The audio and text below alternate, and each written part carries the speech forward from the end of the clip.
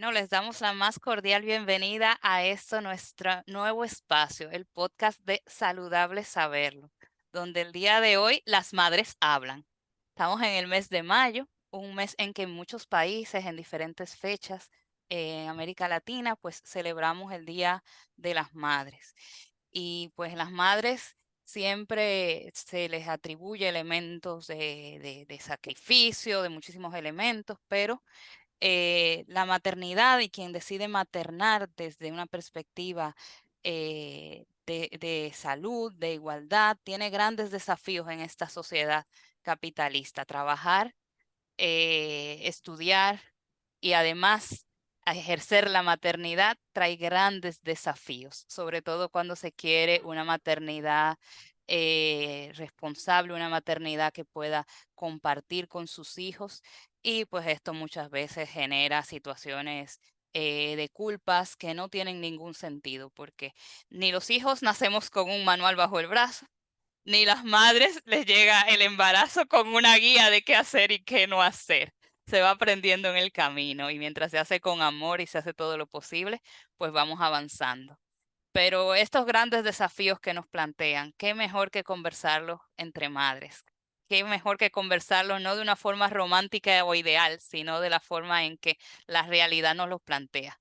Yo no soy mamá, yo fui una hija que mi mamá hizo grandes esfuerzos para alimentarme de forma saludable, para amamantarme, para que yo comiera saludable y natural.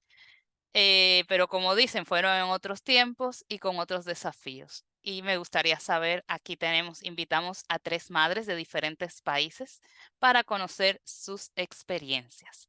Y vamos a empezar con que se presenten. Son madres que tienen muchos sombreros, hacen muchísimas cosas, pero aquí con su sombrero de mamá, si se presentan y comparten quiénes son y cómo ejercen su maternidad. Adelante, si empieza Yajaira.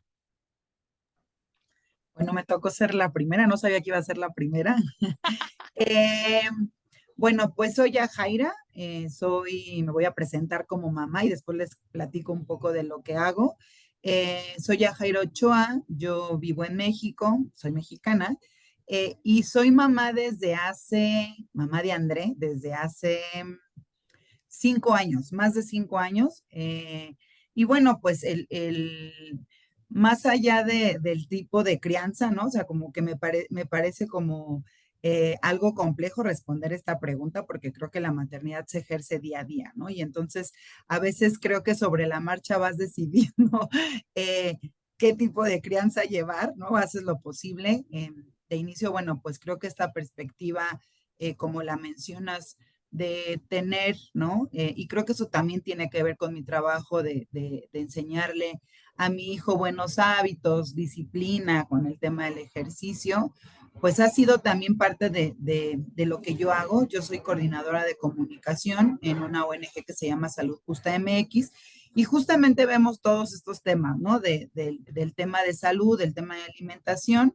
Y bueno, pues básicamente como supongo, ¿no? O más bien como la gran mayoría de las mamás, pues quiero lo mejor para mi hijo, ¿no? Entonces, pues básicamente, eh, a veces con toda esta explosión de publicidad, ¿no? Y de cómo nos dicen, cómo nos dice el capitalismo, cómo debemos ser mamás, pues a veces lo mejor para nuestros hijos no necesariamente es lo que estamos haciendo, ¿no? Entonces creo que eh, pues me parece un espacio bien interesante, de saludable saberlo y bueno, pues mucho gusto. Y vamos a seguir desde Ecuador con Melisa.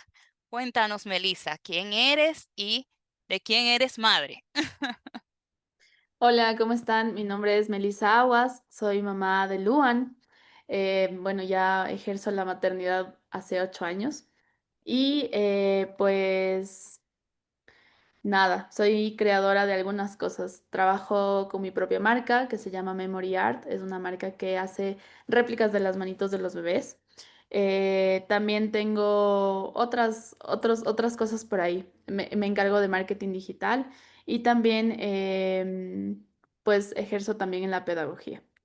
Así que eso, gracias por la invitación. Ok, maravilloso. Muchas gracias, Melisa. Madres multifacéticas. Y vamos con Argénida desde República Dominicana. Cuéntanos, Argénida. Hola, Argenida Romero. Soy madre o ejerzo, ¿verdad? Madre desde hace 12 años. Estoy ahora en una etapa interesante de este ejercicio de la maternidad porque mi hija está entrando en una etapa, que es la adolescencia, donde hay nuevos retos. Y como decía Yajaira, esos retos implican también un mundo de influencias, ya es un chico que decide cosas, que pelea por sus decisiones. Y el tema de la alimentación ahora es un poquito más difícil porque tiene mucha influencia de la publicidad, de lo que ve en YouTube, de su interacción en la escuela con sus amiguitos. Soy periodista en Santo Domingo, tengo más de 20 años de ejercicio. Actualmente soy redactora en Saludable Saberlo. También hago otros trabajos de corrección, soy escritora, tengo 3 poemarios publicados y el último precisamente habla un poco de esta experiencia de la maternidad. Y bueno, para mí es interesante no solo compartir la experiencia, sino conocer la experiencia de otras madres en este reto de la crianza y de la alimentación de nuestros hijos y de lo que tenemos como que desafiar cada día para heredarle como algo más, no solo de genética o lo demás, sino costumbres y una manera de vivir y de ver la alimentación de manera positiva y también que los ayude no solo a crecer y estar saludables, sino también a disfrutar de su cultura a través de la comida de manera sana. La alimentación, ustedes inician con el proceso de alimentación desde que piensan en embarazarse o desde que están embarazadas. ¿Cómo fue ese proceso con ustedes? ¿Cómo fue ese proceso de alimentación saludable desde que empezó a gestarse sus bebés? Ahí la que quiera iniciar adelante. A ver, deje iniciar yo esta pregunta. Bueno, en mi caso fue un embarazo planeado, aunque no estaba como muy consciente de la alimentación en ese momento, era más la emoción de buscar el embarazo que llegó enseguida, por cierto. Entonces, con la doctora fue como que abría ese mundo, porque una de las primeras cosas que ella me dijo, ¿cómo está tu alimentación? ¿Qué estás comiendo? Entonces ahí fue como que dije, ok, como que no le había puesto mucha importancia a las comidas o las comidas que hacía. Y no sé con otras madres, pero para mí los primeros meses fueron algo difíciles con los malestares. Es algo que viene, o sea, tu cuerpo cambia hormonalmente. Y entonces ahí sí tuve como que hacer mis primeros cambios. De verdad yo no había pensado muy en serio la alimentación hasta ese momento. Pero entonces ahí está como la prioridad, que estoy embarazada, es un bebé que está formando mi cuerpo, entonces sí tengo que cuidarme. Y ahí como que empecé a introducir cosas, vamos a decir así, más a favor de mi salud, del embarazo, y es un poco a veces difícil cuando no tienes como esa costumbre de pensar en tu comida de manera distinta a nada más alimentarte ya, hay que comer y punto. O sea, que empezar a pensar en nutrientes. Fue un reto para mí, de verdad, pero creo que lo logré. Perdí unas libras al principio porque en verdad no podía sostener muchos alimentos, pero yo creo que desde ahí sí empecé a tomar mucha conciencia de lo que ingería, del tipo de alimento que llegaba a mi cuerpo. Ok. Y ya en tu caso, ¿cómo fue ese proceso? En mi caso, el proceso creo que inició, o sea, yo no, también André fue un niño planeado, y digamos que yo tardé un año en embarazarme y el primer año, pues yo seguí con una vida, eh, digamos, normal. Sin embargo, me acuerdo que justo como cuando me embaracé, ¿no? Y ahora pensando en el tema de alimentación, fue en enero de 2019. Digo, y lo pongo sobre la mesa porque me acuerdo que justamente ese mes había decidido iniciar con un detox, ¿no? O sea, un detox de estos de inicio de año, de comer muchas verduras. Generalmente yo como muchas verduras, ¿no? Pero digamos que saqué muchos de los malos hábitos porque enero, ¿no? Y mi detox fue mi embarazo. Entonces, bueno, pues ya después creo que, o sea, me gustaría mencionar que también inicia como este tema de alimentación con un tema de culpa, ¿no? Que termina siendo nuestra peor enemiga, ¿no? O por lo menos es la mía en el contexto de la maternidad. De inicio, pues creo que no sabía, ¿no? O sea, no sabía o sea, como que cuando sabes que estás embarazada y no sé si les pasó a las demás, es como, bueno, ¿y ahora qué se hace, no? Entonces, eh, pues no sé, a mí generalmente no tuve malestares durante mi embarazo, la verdad es que tuve un muy buen embarazo porque pues también considero que soy una mujer privilegiada, ¿no? Y dentro del contexto en el que vivo, eh, pues tengo también una pareja, ¿no? Que también estaba al pendiente y todo, y la verdad es que no tuve ningún malestar. Y fue muy chistoso porque en esta dinámica de como te dicen, ¿no? Que tienes o como te embarazas o lo que pasa cuando te embarazas, que se te antojan muchas cosas y no sé cuánto, a mí no me pasó, a mí en realidad se me antojaban puras cosas saludables, ¿no? Así como en México, pues ya saben, los tacos son muy comunes. Yo no comí tacos durante todo mi embarazo y no es porque no sean saludables, sino porque no se me antojaban, ¿no? O sea, como que todas las cosas que tuvieran grasa no se me antojaban. Y a pesar de que llevaba una vida muy saludable durante mi embarazo, llevé una vida saludable durante mi embarazo, subí 25 kilos, que es un montón, ¿no? O sea, o sea, como que no necesariamente lo que comes es lo como subes, ¿no? O sea, en mi caso, pues, no sé, mi cuerpo así reaccionó. Todos mis estudios estaban bien, nada más pues que yo crecía y crecía y en realidad pues estaba hinchada, ¿no? Em, y bueno, pues al final todo bien, esos 25 kilos, creo que la primera semana la bajé 17 kilos, ¿no? Así como, o sea, si hubiera sido un tema grave, digamos, ¿no? Con el asunto del peso, pues me hubiera dado una descompensación, pero pues finalmente era algo líquido que estaba reteniendo, lo que me dijo la doctora y que bueno, pues así había reaccionado mi cuerpo. Entonces, pues en general creo que tuve un inicio de maternidad bastante saludable, ¿no? Respecto a la alimentación. Y bueno, pues posteriormente con la lactancia también, ¿no? O sea, ahí sí creo que tenía muchos más cuidados, ¿no? O sea, intencionalmente, no porque se me antojaran o no, pero también comía muchísimo, ¿no? O sea, cuando a las que lactamos, igual a muchos nos pasa que comemos muchísimo, o sea, muchísimo, muchísimo, y tomamos mucha agua porque pues también te deshidratas. Entonces, bueno, durante también todo ese periodo, pues en general, hasta la fecha, pues he procurado tener una alimentación lo más saludable posible. Y vamos a pasar contigo, Melissa. Ahí podemos ir mezclando el proceso de embarazo, pero también lactancia. ¿Cómo fue ese proceso para ti, la alimentación? Ay, yo soy un poco más, siento mucho las cosas, ¿ya? Cuando yo decido quedarme embarazada, em, lo planifico y no pasa. Estuve un año como planificando el embarazo y no pasaba. Y dije, bueno, o sea, ya nada, no es del momento, no sé qué está pasando. Y lo dejamos como ahí. Pero en ese entonces mi alimentación no era una alimentación correcta. Eh, no sé si denominarla correcta o incorrecta, solo no era una buena alimentación.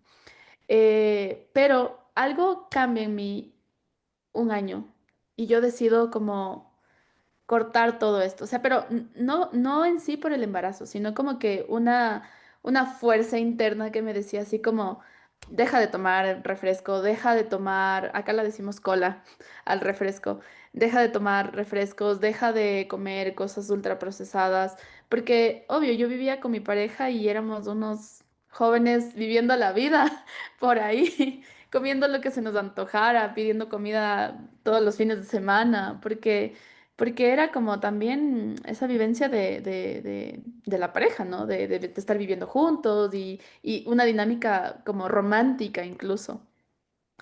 Pero de pronto algo en mí me dice así como, ya, fin, se acabó, no quiero no quiero saber más de ninguna comida ultraprocesada, no quiero saber más de refrescos, de golosinas, de azúcar. Y yo, sin saber, hago un super detox en mi vida, sin saber que me iba a quedar embarazada, ¿no? O sea, yo no tenía ni idea que me iba a quedar embarazada. Hago como esta desintoxicación súper grande, eliminamos muchas cosas y de pronto, ¡fu! Al año me quedo embarazada. Pero esto vino acompañado no solamente como de una cuestión, yo digo, mi hijo me eligió y cuando él me eligió, me dijo, tienes que estar desintoxicada para poder llegar. Y fue eso, no solamente fue como con la comida, sino también emocional. O sea, para mí fue un año así, todo caos, porque mis emociones empezaron a salir, las cosas empezaron a salir y yo decía, ¿qué está pasando? Pero yo no sabía que ya estaba llegada, pronta la llegada de mi hijo, Luan. Bueno, cuando me quedo embarazada, obviamente todo esto continúa, ¿no? Con mucha más razón. Yo ya tenía como una conciencia de mi cuerpo mucho más clara de lo que mi cuerpo necesitaba. Para esto, en el embarazo, pues yo no tuve la suerte de Yaya. Yo sí tuve todos los estragos del mundo. Entonces, yo literal, aquí en Ecuador es muy común, o sea, la comida más común, como allá en México, los tacos, aquí son las papas fritas, se les llama salchipapas, papas fritas, hot dogs, hamburguesas. Creo que tenemos mucha influencia americana aquí en Ecuador. Entonces, nada, yo veía pasar como un bus con publicidad de KFC y yo no podía evitar tener náuseas extremadamente grandes. Y creo que él se afina el olfato cuando tú estás embarazada. Entonces, yo de pronto pasaba así por un lugar donde vendían papas fritas, porque es muy, muy común. O sea, tú encuentras papas fritas en cada esquina aquí en Ecuador. Entonces, yo pasaba por un lugar donde hacían papas fritas y olía el olor así como tal cual como dice ella, de grasa. Y no, yo no podía, yo tenía que buscar un baño porque tenía que ir al baño a vomitar porque sí me cogieron estragos súper fuertes con respecto a eso. Bueno, a raíz de esto hay como un cambio súper grande en nuestra alimentación en la alimentación de la casa, porque siento que las madres somos las que realmente regimos la alimentación de la casa, sea que seas madre o que seas solamente mujer. Eh, es como, no sé, a veces me pongo a pensar y digo así como, wow, qué responsabilidad tan grande tenemos en los hombros. De ser responsables no solo de nuestra alimentación, sino de la alimentación de todos los miembros de nuestra casa.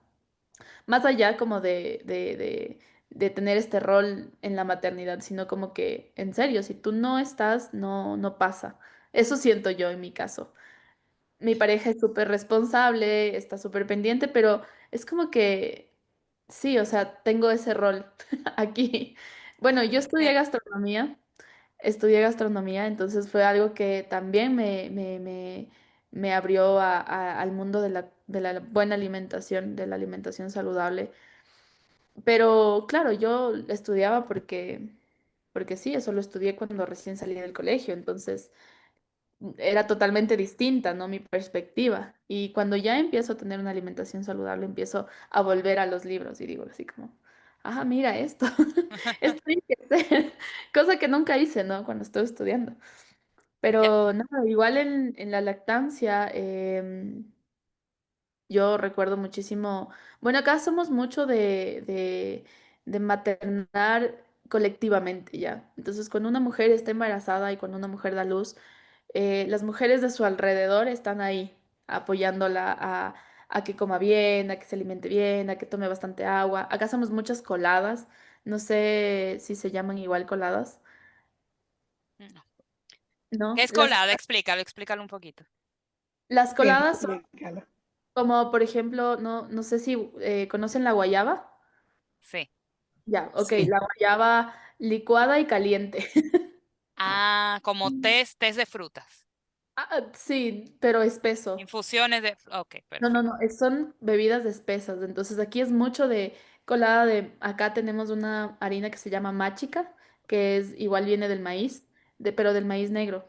Entonces hacemos mucha colada de machica. Aquí dicen como que los niños que comen machica son fuertes, o sea, son de estómago duro, cosas así. Entonces Ok, sí, ok. hay como esa colectividad entre mujeres y ese aquelarre que nos acompaña durante la lactancia, que está pendiente de que tomes agua, de que tomes la colada, de que te alimentes bien, de que el bebé esté bien. O sea, esa es mi experiencia. Qué importante lo que dices, Melissa, porque qué importante es el entorno para que podamos, y de cómo depende el entorno para poder alimentarnos nosotras, pero también poder alimentar a otros y a otras. Y ahí mucho de lo que tú dices de las madres o de las mujeres va mucho por esa recarga que hay del trabajo de cuidado y eso que se ha asumido, que se ha vinculado solamente a las mujeres. Esperemos que uno de los cambios sea que eso sea una labor más compartida entre hombres y mujeres, para que pueda ser en mayor equilibrio y no dependa solo de las mujeres, sino que sea una labor conjunta. Pero asimismo, creo que la lactancia no es lo mismo con el apoyo de las compañeras, como tuviste en tu caso, o como se tiene en el caso de Ecuador, o como podría ser en otros casos. ¿Cómo fue la experiencia de ustedes, Yaya y Argénida, para poder alimentar a sus hijos y amamantar? Si quieren, comenzamos en este caso con Argénida. ¿Cómo fue ese proceso de amamantar? ¿Fue posible? ¿No fue? ¿Qué enfrentaste? A mí, yo escucho la experiencia de Ecuador y me parece como tan ideal, porque en mi caso crecí en una zona urbana y en verdad ese grupo de apoyo no lo tuve. Bueno, fuera de algunos integrantes de mi familia, sobre todo mi abuela, que venía de una experiencia de maternidad muy distinta a la de mi madre. Yo fui una bebé de biberón. Mi mamá nada me dio 3 meses de lactancia, pero mi abuela, con la que crecía, amamantó a sus 8 hijos, que hay uno de ellos que murió pequeño, pero ella lo amamantó a todos. Entonces, para ella fue una emoción, mi nieta embarazada, y yo crecí con ella. Y yo creo que el apoyo vino muy de ahí, porque mi mamá y mis tías, como no, pero, ay, no afanes tanto con eso. Entonces, como me costó también mucho el tema de la alimentación durante el embarazo, porque yo no venía de un ambiente de pensar, comer sano, ¿no? Y esto fue algo que tuve que aprender y muy empujada por mi doctora. Entonces, cuando llegó ese momento de la lactancia, el apoyo no fue, o sea, no fue muy sostenido de verdad. Y en República Dominicana, o al menos mi experiencia en Santo Domingo, fue muy, muy difícil. El personal médico para nada está como conteste, o sea, apoyando el tema de la lactancia. De hecho, tuve una separación después del parto, afané mucho por tener un parto vaginal, eso sí, y escapé de mi doctora, que fue muy buena con el tema de la alimentación, pero me quería hacer una cesárea. Y no me dio razones a los 7 meses. No, te vamos a hacer una cesárea. Y yo, ¿pero por qué? ¿Pero por qué? Y no me dio razones médicas para ello. Tuve que cambiar de doctor. Ahí sí, mi embarazo fue muy bien, muy tranquilo, pero hacia el final como que todo se volvió complicadísimo. Entonces tuve que cambiar de médico. El doctor sí me dijo que sí, pero ¿por qué, Cesárea? Tú estás bien. Entonces, pero en la clínica, aquí a diferencia quizá de otros países, la clase media baja, como digo yo, soy clase media obrera, damos a luz en clínicas, no en hospitales. Entonces, en las clínicas te separan de tu bebé. Y a mí me tocó esa mala experiencia. Di a luz, incluso me durmieron, no me explicaron por qué, y no pude tener piel con mi bebé, con Fernando. Entonces lo vi al otro día. Las enfermeras ninguna me ayudaron con la lactancia, ninguna sabía, le dieron leche de biberón. Entonces, eso sí fue muy, muy difícil, pero lo logré. Muy de cabeza dura porque aunque en mi familia no había mucha experiencia de lactancia de parte de mis tías, yo busqué ayuda. Como periodista al fin, yo deja ponerme a investigar, yo quiero lactar a mi bebé y encontré el grupo de apoyo, con la Liga de la Leche por un lado y otras madres que también hicieron la experiencia y hablamos de ello. Entonces ahí dije, bueno, voy a poder. Incluso practiqué antes, para que mi bebé tuviera buen agarre y todo lo demás. Y desde que me lo entregaron en los brazos, lo primero que hice fue amamantarlo. Entonces, ahí sí, Eh, Fue una experiencia como, yo creo que la primera conexión así bien importante con mi hijo fue esa. Y la lactancia fue como mi nacimiento como mamá, fue ese día. Más que los dolores, más que el parto, fue la lactancia, fue el nacimiento de mi maternidad, tengo que decirlo así. ¿Qué Me parece, Adelante, perdón, adelante. me parece Dale. muy interesante justo lo que comenta Argénida, ¿no? Porque en cada país, ¿no? Enfrentamos distintas situaciones, sin embargo, creo que también hay muchas similitudes. Finalmente somos América Latina, ¿no? Entonces, y el Caribe, perdón. Y entonces en esa misma dinámica me quedé pensando, ¿no? Mi historia es similar respecto a la familiar, ¿no? O sea, creo que las mujeres y los hombres de nuestra generación pues encontraron como un boom de fórmulas, ¿no? Y entonces he escuchado casos, ¿no? De que les decían, no, pues era muy común decir es que no les da la leche, es que tu leche no sirve, ¿no? O sea, como que es como la historia de muchas de nuestras mamás, ¿no? O sea, en mi caso, yo también igual no, creo que mi mamá lactó solamente por 3 meses y su lógica, o sea, más bien su justificación, ¿no? Y que creo que no era de ella, pues es que no le salía mucha leche y no me llenaba, ¿no? O sea, como y lo mismo para con mi hermano. Pero creo que finalmente, ¿no? Ahora con el paso del tiempo sabemos que pues ese es un discurso de las industrias, ¿no? De la industria de leche materna. Y en ese mismo contexto me quedo pensando, pues son otras maternidades, son otras realidades, ¿no? Que enfrentaban nuestras mamás, porque sí me acuerdo que durante ese periodo de lactancia, mucha de mi investigación era a través de Instagram, ¿no? Así, porque hay un montón de cuentas, ¿no? Hay un montón de mamás que están como en esta tendencia de la lactancia, muchas influencers, ¿no? Que están como en esta misma dinámica.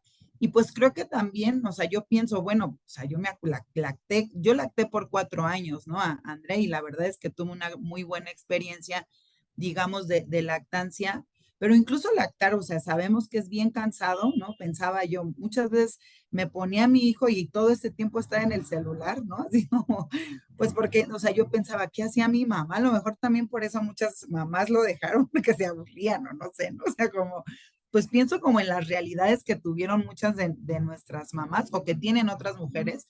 Y de manera inicial, ¿no? En mi caso, yo estaba muy, muy, muy clavada con el tema de la lactancia, ¿no? Y digo clavada porque justo años antes hice una tesis de maestría sobre el tema de la lactancia, ¿no? Yo estaba empeñadísima en que iba a lactar. La verdad es que si no hubiera encontrado tantas facilidades, probablemente hubiera sido una de mis primeras frustraciones, ¿no? Pero esa no fue por fortuna, ¿no? O sea, la verdad es que estudié un montón.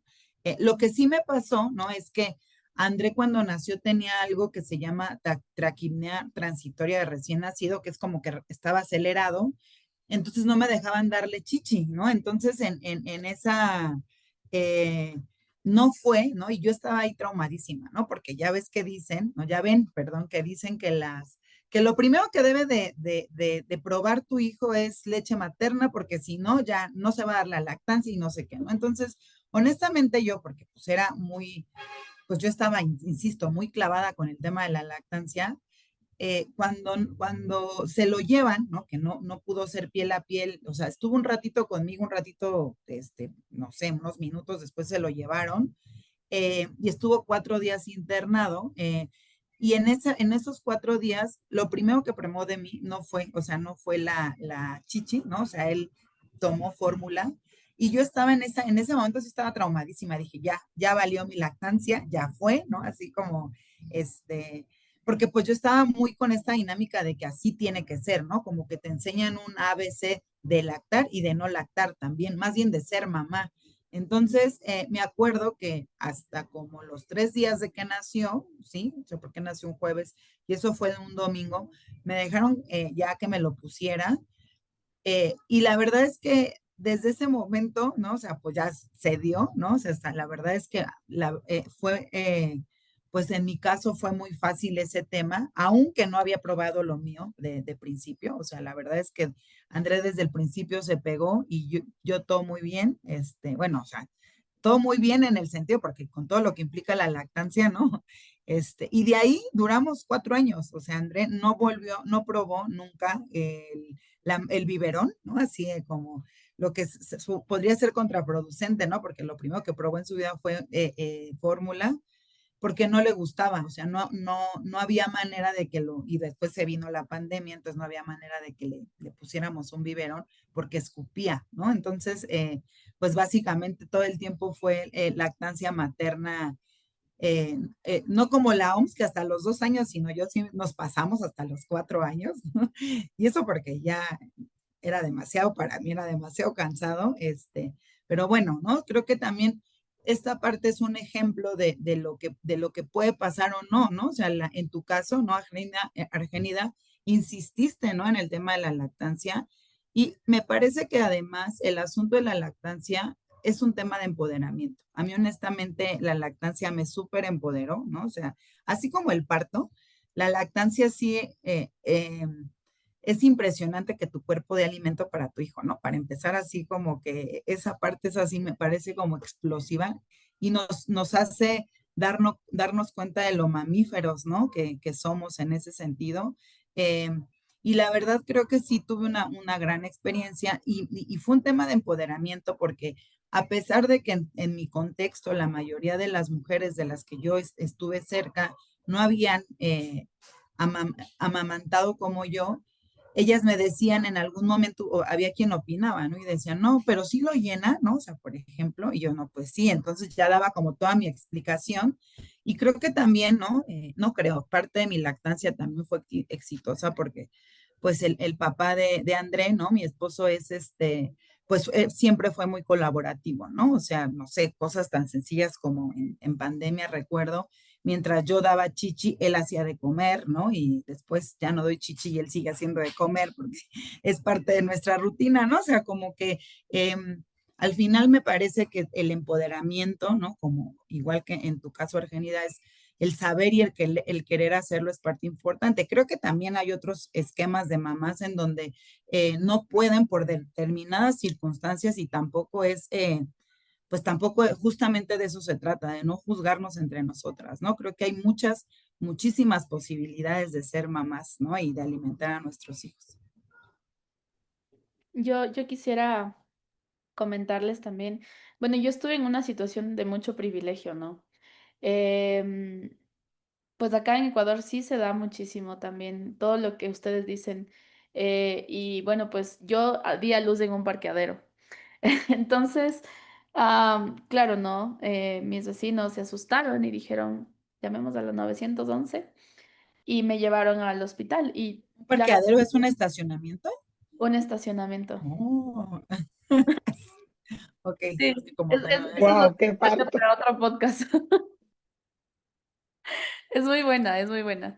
Pero bueno, volviendo como a la lactancia, recuerdo muchísimo que me tuvieron que llevar a un centro de salud, que son como casas de salud públicas, porque yo en ese momento no tenía seguro privado ni tampoco seguro del gobierno o de empleado. Entonces me tuvieron que llevar como a una casa de salud. Yo pedía que me lleven a donde mi ginecólogo porque pues yo ya tenía pagado el parto, yo ya tenía como todo planificado. Yo dije, voy a dar a luz en el agua, así como todo súper holístico, ¿no? Pero bueno, la situación no fue así. Yo di a luz en el parqueadero. Y cuando yo entro a estos centros, a estas casas de salud de acá, hay mucha violencia obstétrica, porque justamente empieza esto de, mm, no, no puedes dar de lactar. Si no puedes dar de lactar, le vamos a dar la fórmula, porque si tú no puedes, y claro, mucha presión, así como de, ¿y ahora qué hago? O sea, yo no quiero que le metan un biberón a mi hijo y de pronto pase lo que dice Yaya y sentir que tu lactancia ya valió. Más bien yo decía como, ¿qué hago? ¿Qué hago? Y recuerdo que en ese entonces solo permitían que una persona entre durante 1 hora al día que me podía visitar. Entonces, por suerte, yo estuve acompañada de mi mejor amiga en todo mi proceso del embarazo y del parto, ¿no? Porque ella llegó a recibir a mi hijo en el parqueadero. Ella es dula, entonces me decía, Meli, no te dejes. tienes que darle de lactar, no pasa nada. Yo le llamaba llorando y le decía, no me agarra, así que hago, porque claro, es nuevo, es todo nuevo, no sabes qué hacer. Y claro, y las enfermeras encima mía diciéndome, si no le agarra, le vamos a dar biberón y nos lo vamos a llevar porque no está comiendo. Y yo le decía, Mela, es que me salen 3 gotas, o sea, ¿qué hago? Así, muy, muy desesperada, y ella me decía, tranquila, esas 3 gotas son suficientes para que él se llene, solo dale lo que tienes que darle, así como... Y claro, ella cambió un día con mi pareja, con Juan, y le dijo que, ¿sabes qué, Juan? Yo le dije, amor de mi vida, yo te quiero ver, pero lo siento, necesito que entre Melanie para que ella me diga qué hacer porque siento que lo estoy haciendo todo mal. Entonces ella entró y me dio como una asesoría súper rápida, ¿no? De 1 hora. Y me dijo, mira, tienes que esperar a que el bebé abra grande la boca y ahí tú le metes la chichi. Y ahí empezó la lactancia, claro. Y no lo había recordado, o sea, hasta cuando pude escuchar sus testimonios también. Y aquí hay mucha, mucha violencia obstétrica con respecto a la lactancia. Pero no Entonces... nos dejes así, por qué pariste en un parqueadero? Cuéntanos, cuéntanos. Sí, así. Bueno, A mí casi, casi me tocó también. Yo llegué con los 10 centímetros a la puerta de la clínica y por poco doy a luz en el carro. bueno, pues yo en mi embarazo empecé a hacer mucho ejercicio, empecé a hacer mucho yoga, mucho no sé qué, tenía mucha conexión con mi cuerpo, soy muy creyente de la energía, ¿ya? Entonces yo así súper conectada con mi cuerpo y decía como necesito esto, necesito lo otro, me compré la pelota y empecé como a conectar muchísimo con mi cuerpo. Bueno, pues yo no pregunté en mi casa, porque es muy importante para los que nos están escuchando, preguntar como el atrás de, o sea, mi mamá, mi abuela, qué tipo de parto han tenido. Yo no sabía que eso era importante Mm, hasta que me pasó. Y yo claro, tampoco. hasta que me pasó y claro, o sea, toda mi familia, todas las mujeres de mi familia, todos mis anteriores a mí, tenían partos expulsivos y yo no lo sabía. Entonces, claro, o sea, yo empecé con mis dolores de parto, ¿qué sería? Tipo 1 de la tarde, 1 de la noche. Vivía en un lugar súper metido. Ese día yo no, o sea, todo confabuló para que sea así como tenía que ser. En ese momento algo pasó, mi gato se salió, le mordió a un perro a mi cuñada, le tuvieron que llevar al hospital, se llevaron mi carro, me quedé sin carro. Yo vivía en un lugar donde literal ni siquiera llegaban los taxis, ni los Ubers, ni nada. Yo vivía en un lugar muy, muy, muy alejado. Entonces, bueno, ese día yo estaba sin auto. Pasa esto de mi gato. Yo creo que también fue como la impresión de que a mi gato le atacaran 3 perros gigantes. Y nada, empiezo como con la labor de parto a la 1 de la mañana. Yo le llamo a mi ginecólogo y a mi doula, ¿no? Así, a los dos, al mismo tiempo. Estoy empezando a tener contracciones. Juan practica, él es una persona que está muy metida y muy comprometida con la paternidad. Entonces él también leyó muchísimo, él también se informó muchísimo, tomó talleres de cómo, de qué puede hacer para ayudarme, ¿no? Porque creo que es lo que deberían hacer todas las parejas, ¿no? ¿Qué puedo hacer para que esto sea más fácil? Entonces, practicábamos masajes perineales para tener listo el periné para poder recibir al bebé. Y en una de esas, en el masaje, le digo como, espérate, algo raro hiciste, necesito ir al baño. Y ahí fue cuando mi tapón mucoso descendió. Lo tomamos con bastante calma, dijimos, bueno, ok. Preparemos la mochila porque nos habíamos cambiado recién de casa, no teníamos la mochila para no, o sea, nada. Dijimos, bueno, preparemos la mochila, llevémosla al doctor, llevémosla a la dula, monitoreemos las contracciones cada cuánto tiempo son y así. Entonces, yo lo único que recuerdo, porque siento que el parto de una mujer es como entrar en un trance. Entonces, recuerdo que me llegaba una contracción y yo era mi pelota así, ya. Me llegaba otra y así pasé toda la noche hasta las 6 de la mañana. El momento que yo me quise acostar, porque dije, o sea, yo de aquí no vuelvo a dormir nunca más de mi vida porque ya llega mi bebé, malas noches y dije, yo me voy a acostar a dormir. El momento que yo me quiero acostar a dormir, pues me da un dolor insoportable. Yo dije, yo no voy a dar a luz acostada por ningún motivo, por ningún motivo. O sea, yo tengo que dar a luz así sentada como estoy en la pelota. Entonces pasé toda la noche hasta las 6 de la mañana. A las 6 de la mañana dijimos, bueno, ya es una hora donde podemos conseguir un taxi. Salgamos a buscar un taxi. Juan salió a buscar un taxi y yo bajo del primer piso y me da mi primer pujo. Y digo como, no, sí, me aguanto. Yo en mi idea, ¿no? Súper errada, ¿no? Aguantarme el pujo fue lo peor que pude hacer. Tuve una contracción súper fuerte. Luego empezamos a bajar, ¿no? Yo vivía en una casa de 2 pisos, empezamos a bajar. Bajo y se me va el agua de fuente. Digo, no, sí llego.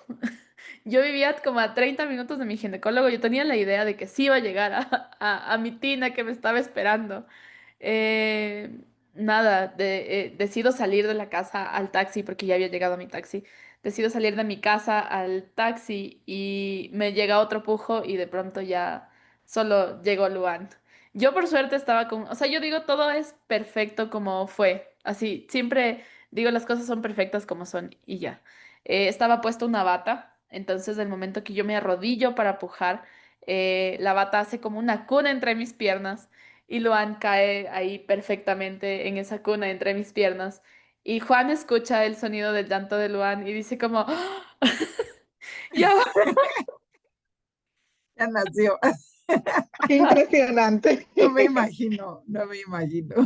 Lo ponen en una película y decimos que es mentira, que es pura Sí. fantasía. nada, Juan le agarra al bebé, coge la bata que me iban a poner a mí, lo envuelve a Luan. Y yo así como, ¿y ahora qué hacemos? Le digo, regresémonos a la casa. O sea, estábamos a 30 pasos de la casa. Entonces yo, Juan, hagan de cuenta, Juan, así entre mis piernas, así.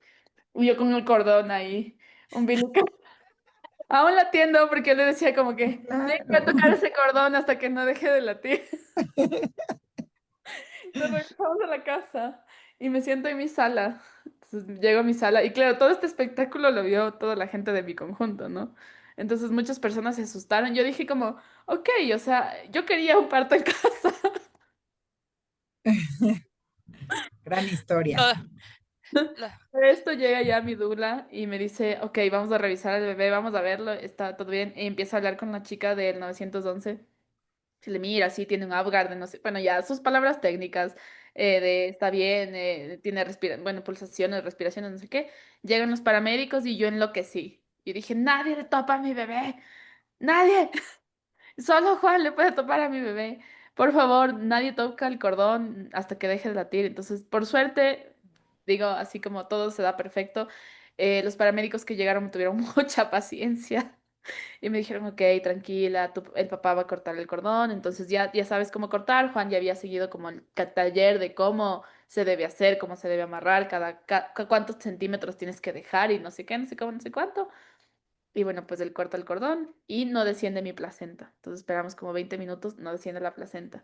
30 minutos, no desciende la placenta. Yo les digo a los paramédicos, lo siento, me voy a bañar. Yo siento que estaba en un momento de desquicia, así como histérica y así nadie me podía decir nada. Entonces yo dije, lo siento, me voy a bañar, subo al segundo piso, me baño.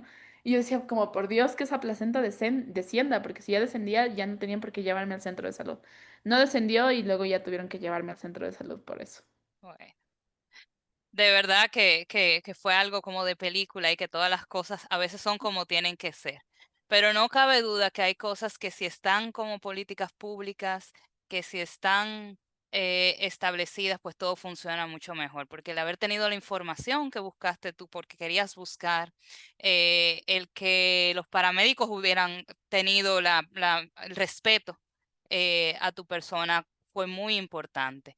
Pero qué Muy importante es cómo son las personas que nos reciben. En el caso de Argénida, que le negaban tener a su bebé.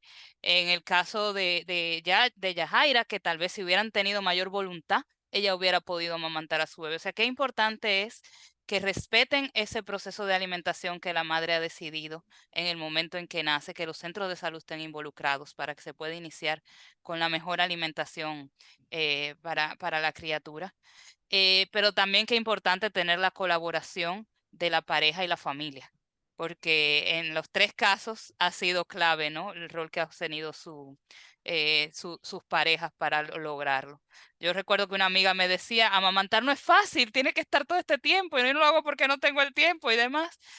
Y una que no lo ha hecho, dice, pero en ningún lado dice eso. Nunca te cuentan esa parte. Entonces, qué importante es tener redes de apoyo, pero también cómo les hubiera servido para prepararse, haber sabido que no era algo fácil, que era algo que requería de tiempo, de dedicación y de toda esa información. Entonces, eso es como desafíos que nos quedan, ¿no? O que recojo de lo que ustedes un poquito han contado. Bueno, en la lactancia todavía ustedes tienen control, ¿no? De cómo se va a alimentar su bebé, pero después ya esa criatura crece y se mueve en un entorno. ¿Cómo es alimentar a su hijo o a su hija de forma saludable cuando tienen publicidad, amiguitos, escuela y todo otro mundo que no necesariamente piensa como ustedes? ¿Cómo fue ese proceso con cada una? Yajaira, ¿tú quieres iniciar? ¿Cómo fue ese proceso contigo? En realidad, no, o sea, no sé cómo fue, pero sí puedo decir cómo es, ¿no? O sea, creo que conforme tus hijos, ¿no? Y en este caso mi hijo ha ido creciendo, cada vez es más difícil, ¿no? O sea, difícil por los entornos a los que nos enfrentamos, ¿no? Incluso por nuestras propias dinámicas. Creo que, no sé, comparado con ahora, antes era mucho más fácil porque en la lactancia tú controlas todo, ¿no? O sea, cuando André era bebé, me acuerdo que íbamos a comprarnos helado, ¿no? Porque pues la recomendación de que no coman azúcar antes de los 2 años, eh, la llevé a cabo tal cual sin problema, ¿no? Porque yo recuerdo que íbamos a comprar un helado y a él le daba una fruta y yo me comía mi helado y él se comía su fruta y no tenía como ningún tema. Obviamente, pues no puedes seguir con esa dinámica porque pues ellos van creciendo, ¿no? Ahora, digamos que con esta red, ¿no? Y me quedé pensando en esta red de apoyo en la lactancia, creo que para el tema de la crianza así tiene que ser, ¿no? O sea, en mi caso, pues mi esposo y yo tenemos el mismo concepto de crianza, por fortuna, ¿no? Tenemos un acuerdo al respecto y creo que eso es muy importante dentro de las dinámicas familiares. Eh, y también, no sé, con mis papás, ¿no? Que son quienes en su mayoría cuidan a André cuando hay una necesidad.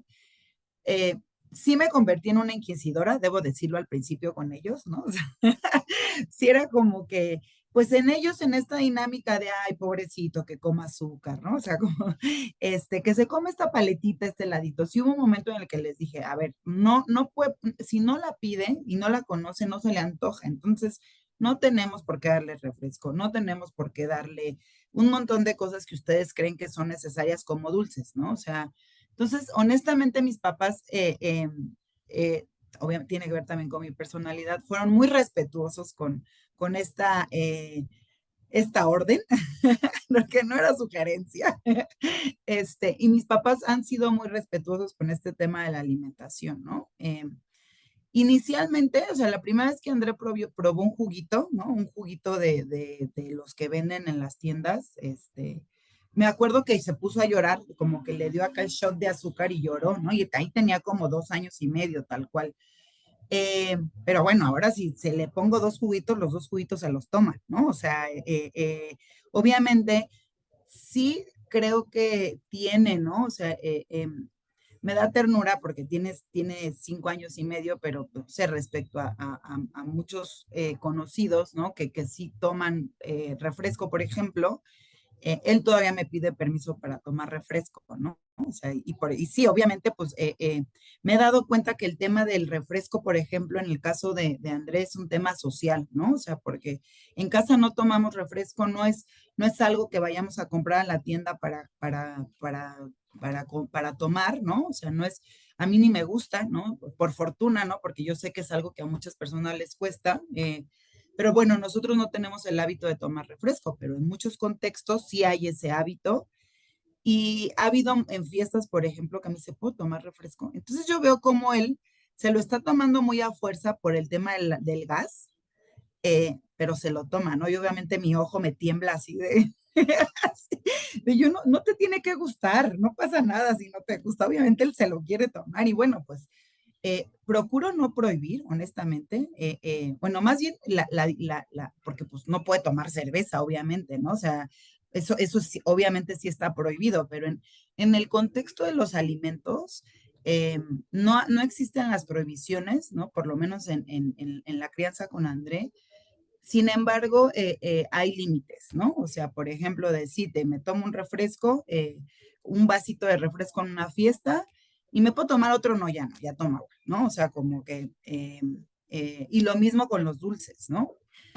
Justo ayer tenía, ¿no? Y esto, digamos, es algo, pues sí, relativamente personal, ¿no? Porque tenía como esta disyuntiva, porque André encontró una galleta y se la comió, y siento que se la comió escondidas, y yo no quiero eso, ¿saben? Así como, y justamente yo decía, no, o sea, le dije, no, no, ¿por qué lo hiciste? Dijo, pues porque si te pregunto me vas a decir que no. Y claro, tiene toda la razón, ¿no? O sea, como que justo hacer estos equilibrios, ¿no? Que son, y lo platicaba con mi esposo y él me decía, bueno, igual fue una situación y ya no va a estar todo el tiempo escondiéndose para comer, pero obviamente yo tengo como esa alertita, ¿no? Que justamente me va a ayudar a tomar decisiones en el futuro, ¿no? O en el futuro, la siguiente semana, pues, ¿no? Respecto a la permisividad, porque sí, o sea, no soy la mamá, ¿no? O sea, honestamente no soy la mamá que siempre que sale de la escuela, aquí en las escuelas, no sé, en las de sus países, pero afuera de las escuelas cuando salen los niños les venden muchos golosinas, ¿no? O sea, y las propias mamás tienen ahí sus tienditas algunas, no adentro de la escuela, ¿no? Adentro está prohibida la comida ultraprocesada. eh, y cuando sale yo no le compro todos los días dulces, ¿no? O sea, en realidad es como, bueno, el viernes nos relajamos y puedes comer algo, ¿no? O sea, como te compramos un dulce, pero yo no sé, por ejemplo, hasta dónde estos límites, ¿no? O sea, obviamente pues soy una mamá clavada, insisto, ¿no?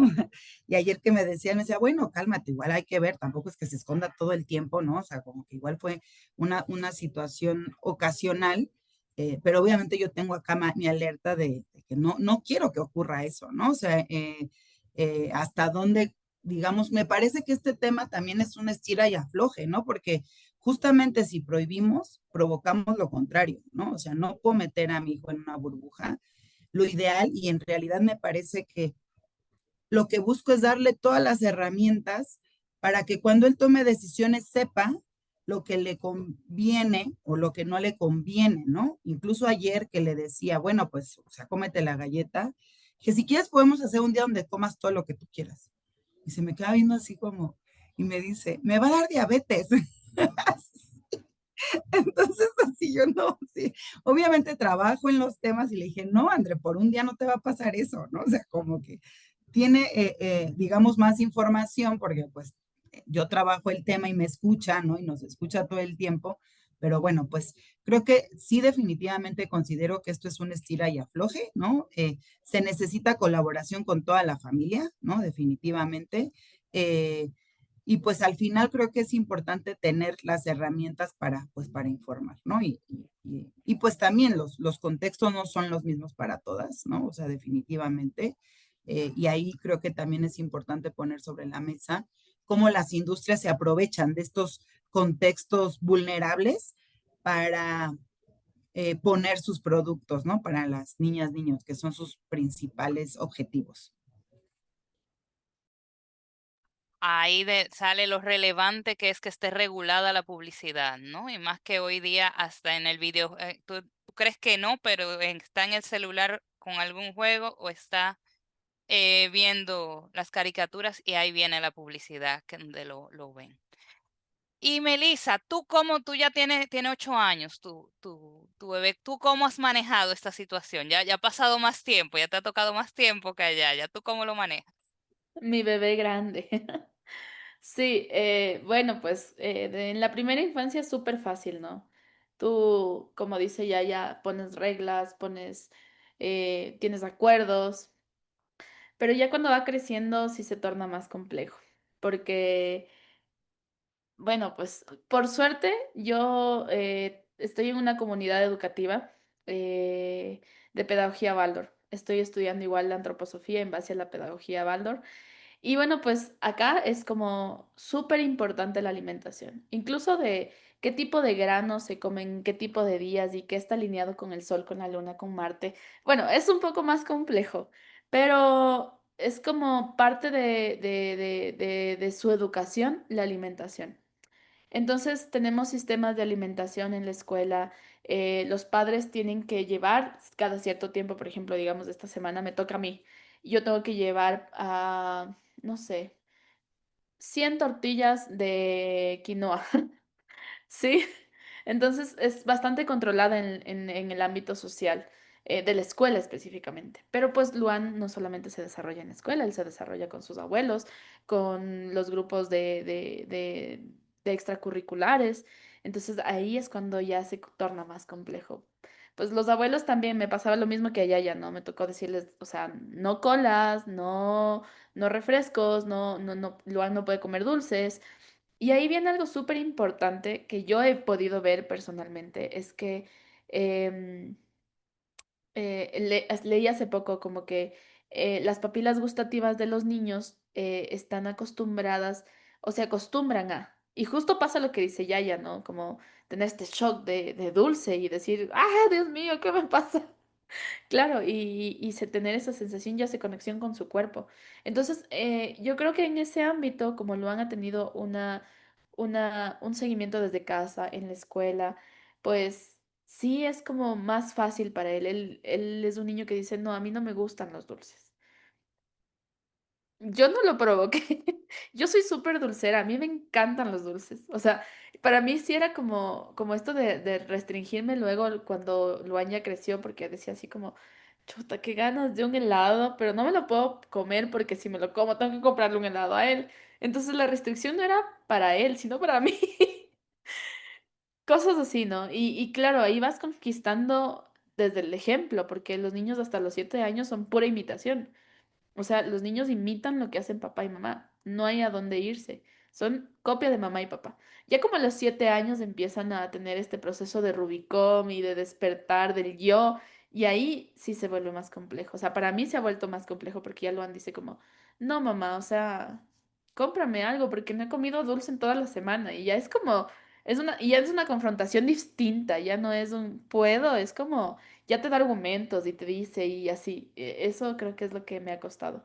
Pero en la primera infancia para mí fue maravilloso, era súper fácil, ¿no? Por ejemplo, acá hay mucha comida china. Entonces, un día recuerdo esta anécdota y me da mucha chiste porque fuimos con mis papás y mi papá le decía como, cómete un camaroncito, le decía a mi hijo. Y mi hijo, ya, había esto de ya no avanzo. Y mi papá, cómete un camaroncito. Y mi guagua queda viendo el plato y dice, no, un brócoli. Y se come. Y mi papá le dice así como, mijito, ¿qué te han hecho? ¿Te han dañado? Le dice así. Y yo como, ¿por qué le dices eso, papá? Pero cosas así, ¿no? Como él ir conociendo y sabiendo qué es lo mejor para su cuerpo. Es creo que lo que a mí me ha funcionado y lo que he podido practicar. Y hace poco tuvieron una excursión a otra escuela, una escuela tradicional. Y claro, había un bar donde vendían papas fritas, donde vendían chuches, dulces y no sé qué. Y lo han así como, mamá, ¿por qué no hay esto en nuestra escuela? Y la tienda afuera, ¿no? Afuera de la comunidad no hay nada, o sea, es literal un potrero. No hay nadie que venda nada. Pero sí, pues, o sea, es como darse cuenta de que hay otras dinámicas y decir así como, yo creo que él tenía más ganas de comprar las cosas de ahí porque veía que todo el mundo quería, compraba. Y todos los niños de la escuela, ¿no? Tuve la oportunidad de acompañar a 3 grupos. Entonces todos los niños así como súper sorprendidos y iban al bar y le decían, ¿cuánto cuesta este? ¿Cuánto cuesta este? ¿Cuánto cuesta este? Y los niños de la escuela no pueden llevar dinero. Entonces el señor ya súper molesto les decía, ¿van a comprar o no? Y los niños así como, no, no tenemos dinero. Y pidiéndose entre ellos y a los maestros nos decían, por favor, ¿me prestas 10 centavos? Pero es como loco, ¿no? Ver que también hay como esto. Hace poco estoy en la observación de un grado en la escuela y se encontraron como a un niño de quinto de básica haciendo contrabando de dulces. porque no hay dulces en la escuela. Entonces es como ver las situaciones totalmente distintas y las dinámicas totalmente distintas de todas las casas, ¿no? De todas las familias. Y nada que ver con, o sea, yo no soy de juzgar, o sea, son dinámicas distintas y ya. Y hay dinámicas en las que son más permisivos, y otras en las que no, otras más restrictivos, pero bueno, o sea, yo creo que cada uno educa o cría a lo que puede, a lo que sabe, a lo que tiene. Era más la novedad, Exacto. pero realmente si le quedan los cimientos y la conciencia, pues aunque ahora lo busquen, pero después toman decisiones con conciencia de si les hace bien o no. Exacto. Eso es Pero lo que bueno, esperamos, porque nada me garantiza que mi hijo a los 18 decida que va a comer todos los días por ultraprocesados. bueno, pero ya Pero su bueno, proceso de formación fue con elementos totalmente. saludables, ya Ya, después ya verá, puedo ¿no? decir, el mío no quedó. Pues Yajaira tuvo un espacio donde hay ciertas regulaciones, por ejemplo, que dentro de la escuela no habían ultraprocesados. Melissa está en una comunidad especial, pero ahora vámonos con Argénida, que tiene un poquito más grande su niño, pero está en un espacio donde no hay ninguno de estos elementos y además con situaciones particulares. Cuéntanos, Argénida, ¿cómo fue tu experiencia? ¿Cómo manejas tú todo esto? En mi caso, bueno, yo tengo que decir, yo no sé si a mí me nombraron la loca de la lactancia o algo así en algún momento, porque hay mucho tema ahí. Pero en mi caso, ha sido como una montaña rusa, literalmente. Desde la lactancia, que amamanté hasta casi los 4 años, igual que Yaya, pero fue difícil porque trabajaba en la calle. Yo no estaba todo el tiempo con él.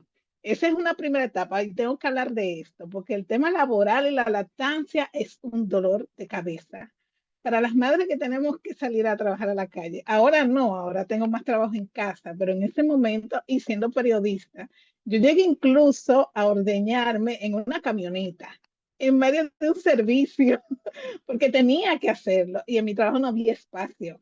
No había espacio habilitado, no había sala de lactancia ni nada de eso. Entonces mi jefe me decía, mira, ve aquí al cuartito. Y él mismo se encargaba de decir, no entre un cuarto que se utilizaba para hacer entrevistas. No entre, que es la hora de Argénida. Incluso usaba de manera despectiva a vaca. A mí me costó mucho. Y como decía ya en un momento, o sea, tú te empoderas. Dice, ok, yo voy a echar esta lactancia hacia adelante, tengo que hacerlo, aunque hay momentos en que me sentí mal por este tipo, por ejemplo, de comentarios. Recuerdo una tía que me decía, pero ese niño no se llena ya. Y tuve que demostrarle que sí, que yo todavía producía leche con mi hijo con 2 años. Entonces ya cuando llegaron los 6 meses, yo me preparé, yo leí cómo es que lo voy a introducir a los alimentos sólidos. Y hay una ventaja en ese momento con los bebés. Experimentan, prueban los colores, entonces yo le ponía frutas, que el brócoli, que aquello. Y para mí fue un aprendizaje genial. En ese momento incluso yo aprendí a comer mejor con mi hijo. Pero, ya luego vino un diagnóstico. A mi hijo lo diagnosticaron a los 3 años y medio con autismo. Se escuchaba una musiquita de fondo, es el que me está acompañando por aquí, que tiene curiosidad de saber qué mamá está hablando. Entonces, las primeras observaciones que hicimos papá y mamá, porque mi esposo también ha sido muy apoyador, fue muy apoyador de la lactancia, pero con la alimentación no tanto, porque a él le gusta mucho comer la calle y aquello. Pero cuando empezamos a observar algunas cosas con Fernando, que tuvimos que llevarlo a evaluar, unos meses después empezó con una selectividad con la comida.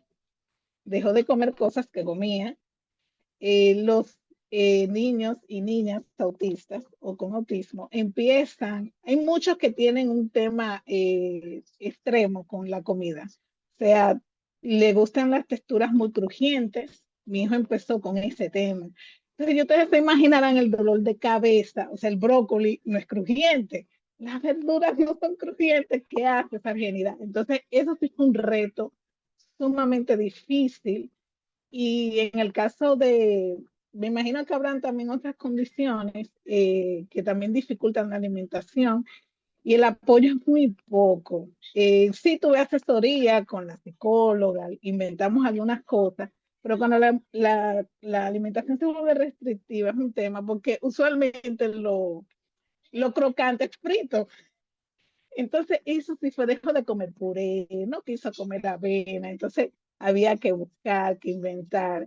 Y tengo que decir que hubo momentos en que dije, yo no puedo, vamos a hacerle frito, o sea, plátano verde frito, que yo imagino que en otros países le tienen otro nombre, banana verde frita, y tuve que claudicar, porque o era esa o no comía. Entonces también tenía sus crisis y no fue tan sencillo.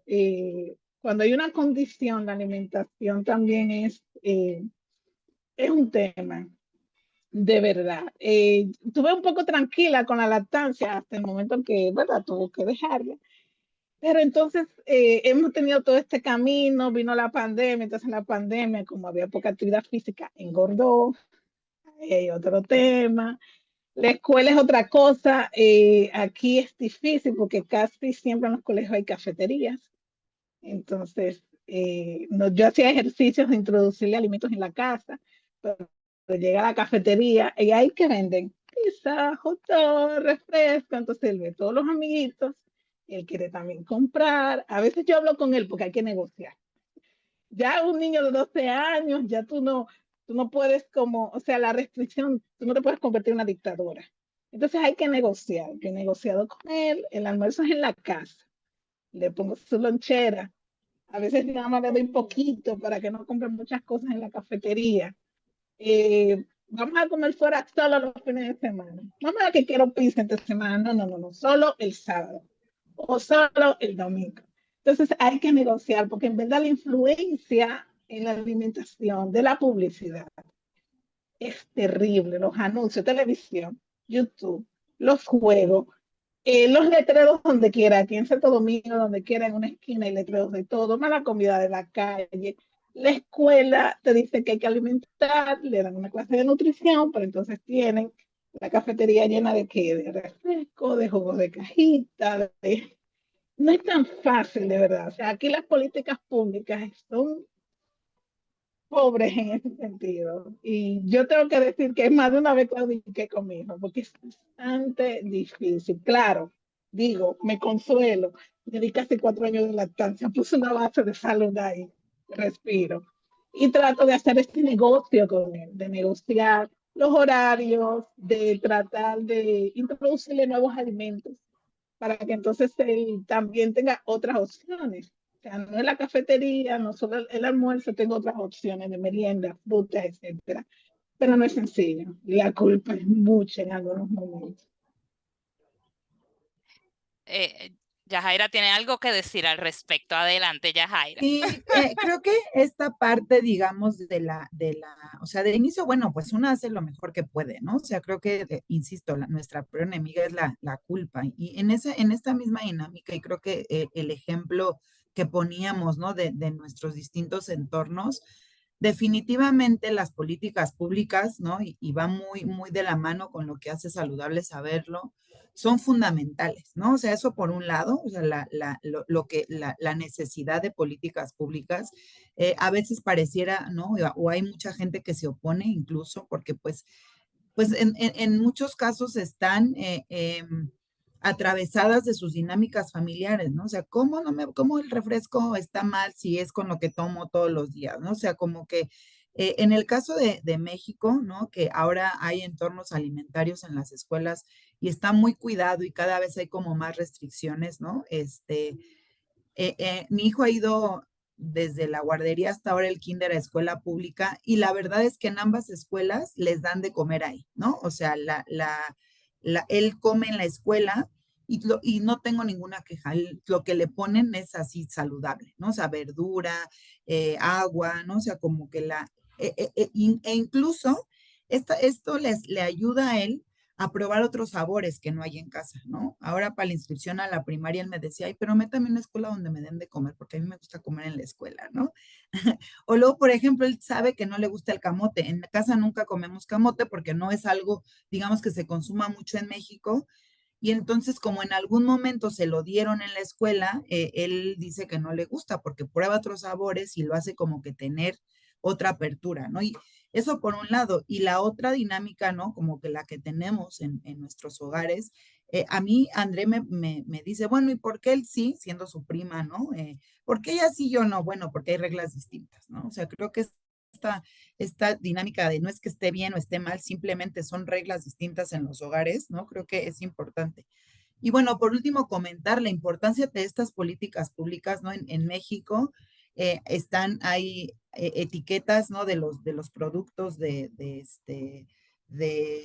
sodio, ¿no? Los octágonos que tienen, no sé, creo que, no sé si en Ecuador haya o en República Dominicana, pero bueno, acá en México hay y en algún momento fui por trabajo a Brasil y a veces sí, le llevo dulces. Sí. Le atrae más que le lleve una gomita que le lleve una artesanía, ¿no? Y entonces le llevé, me acuerdo, unas galletas, ¿no? De Brasil y me dijo, ay, allá en Brasil las galletas sí son saludables, ¿no, mamá? Porque no tienen octágonos, ¿no? O sea, lo tiene, digamos, muy en su dinámica, ¿no? Y creo que esto, o sea, yo cuando era chiquita, ni al caso que leyéramos lo que decían lo que nos comíamos hasta la fecha, ¿no? O sea, ya ahora medio revisas, pero pues ya los octágonos te dicen lo que tiene, lo que te vas a comer, ¿no? Entonces, creo que la importancia de las políticas públicas quedan muy marcadas justo en lo que comentaban. Excelente, ahí tenemos un ejemplo de que hasta los niños de 5 años pueden identificar si un alimento es saludable o no cuando tienen etiquetado frontal. De Eh, 4, ahí tenía 4 Ahí todavía. tenía a 4, ya vemos, desde bien peques todavía no saben leer y ya saben si ese alimento es saludable o no porque pueden identificar que tiene algún micronutriente que les hace daño. Melissa quiere agregar algo y les voy invitando a que vayan pensando para que puedan cerrar con unas palabritas, una anécdota o algo muy breve después de la intervención de Melissa. Adelante, Melissa. Bueno, pues yo también creo que las dinámicas públicas de alimentación son súper importantes. Acá en Ecuador también hay, no los llamamos octágonos, pero se llaman semáforos, donde tú puedes ver qué cantidad, bueno, no son tan grandes como allá en México, solamente aquí te dice tiene azúcar, sal y sodio, fin. Entonces, sí son súper importantes para que los niños pequeños puedan identificar. Y también es algo visual que los niños pueden mm, ver y decir, ok, eso no es tan bueno para mí. Pero algo que quería acotar es que la culpa es una cosa que nos viene siguiendo a las maternidades de una forma, así como que fuera la sombra, como que tuviéramos una sombra ahí todo el tiempo. Y lo que yo quiero acotar también es que yo al menos pienso o siento que desde que tengo a mi hijo, mi relación con la comida ha cambiado, ¿ya? Porque muchas veces, o siento que antes era más una cuestión estética, ¿no? Como no hacia hacia donde debe ir, ¿no? Debo comer sano para sentirme bien, para estar con energía, para tener fuerza, para estar bien, sino más bien como no debo comer tanto. Yo soy una persona que toda la vida fui de contextura grande. eh, Ahora ya me puedo denominar gorda, sin tener como esta idea de que gorda es es un insulto, sino más bien un adjetivo de mi corporalidad. Y decir, ok, yo soy gorda y he sanado mi relación con la comida gracias básicamente a mi hijo. O sea, porque eh, claro, o sea, saber que puedes consumir un alimento y luego tener conciencia de que consumiste este alimento que no es tan saludable, pero que eso no va a quitar tu proceso de haber comido saludable todo un año, un mes, una semana, como es el caso de Argénida, que llega a esos tratos, ¿no? De, ok, consumir un alimento no tan saludable el fin de semana no me quita todo el proceso de haber comido o alimentado a mi hijo de una buena forma hasta llegar al fin de semana. Entonces creo que una de las cosas más importantes y una de las cosas que yo he podido vivenciar es como curar esta relación con la comida, con la alimentación. Y también ser más conscientes de lo que consumimos, de lo que vemos, de hacia dónde les llevamos a nuestros hijos. Eso creo que es algo que a mí me ha dejado la maternidad con respecto a la alimentación. Qué maravilla, Melissa, y qué lindas palabras para cierre. Creo que ahí entras en el punto que abordábamos hoy, ¿no? El eliminar esas culpas. Estamos en un contexto que no tenemos control del todo y maternar es ese proceso de amar y de ir aprendiendo.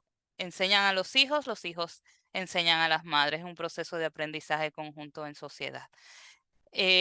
Vamos a ir haciendo este recorrido de cierre para irnos despidiendo de este espacio. Entonces, no sé por aquí si quieren cerrar, Argénida, vamos a cerrar contigo para invertir un poquito el orden anterior. Adelante, Argénida. Bueno, de la maternidad y alimentación en los hijos, creo que lo más importante es sobre todo la red de apoyo, que procuremos, especial la que ya hemos tenido esta experiencia y tenemos esta experiencia de crianza, también hacer comunidad con otras madres y con madres que están empezando. Por eso es importante, a mí a veces se me dificulta, pero es bueno, en la escuela es un lugar importante para ello.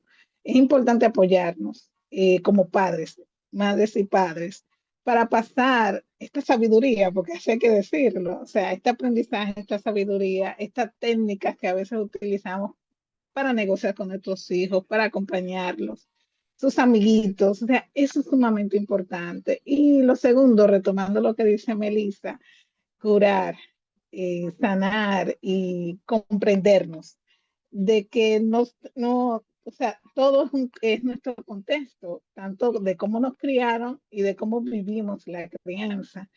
Entonces, entender nuestras limitaciones, pero también nuestras fortalezas.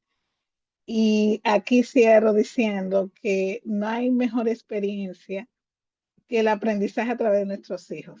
Y es muy bonito que podamos asumir ese empoderamiento en el espacio de la alimentación y que sean nuestros hijos también un vehículo de educación para nosotras mismas y nuestras familias, para integrar una alimentación distinta, saludable, pero también que nos una y nos haga familia, pequeña y familia también grande.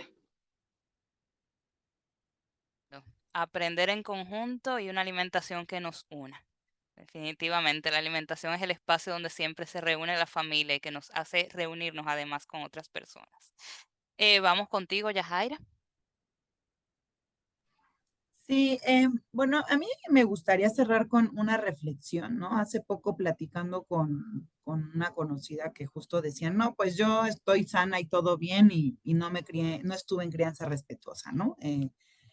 Y un poco como que dentro de esta dinámica, yo lo que he pensado también y me he dado cuenta y he aprendido en mi maternidad y justo y me ha enseñado a André es que muchas veces pensamos, ¿no? En el futuro, ¿no? O sea, como que a veces nos hace pensar, esta dinámica capitalista, creo yo, nos hace pensar que esta crianza o las decisiones que tomamos son para un futuro mejor, ¿no?